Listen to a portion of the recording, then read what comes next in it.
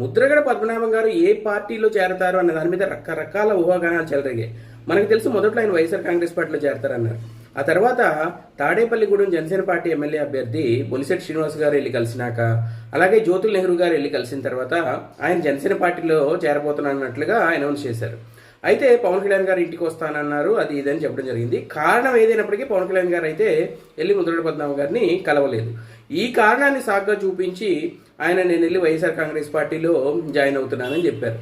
అయితే ఇక్కడ మనం గమనించాల్సింది ఏంటంటే, పార్టీలో జాయిన్ అవుతున్నానని చెప్పినప్పుడు 1000 కార్లతో వెళ్దాము, మీరందరూ రండి, మీ భోజనాలు మీరే తెచ్చుకోండి అని ఒక లెటర్ రాశారు. మళ్ళీ వెంటనే లేదు అక్కడ సెక్యూరిటీ రీజన్స్, రకరకాల ఇబ్బందులు ఉంటాయి, ప్లేస్ ఉండదు, అందుకని నేను ఒక్కడే వెళ్ళి జాయిన్ అవుతాను, మీరు ఎవరో రావద్దన్నారు. సో దీనికి సంబంధించి రకరకాల ఊహాగానాలు ఉన్నాయి. అంటే ఈయనకి సంబంధించి ఇచ్చిన హామీ ఏదైనా ఫైనల్ కాలేదా అని చాలామంది డౌట్ ఎక్స్ప్రెస్ చేస్తున్నారు. చూడాలి.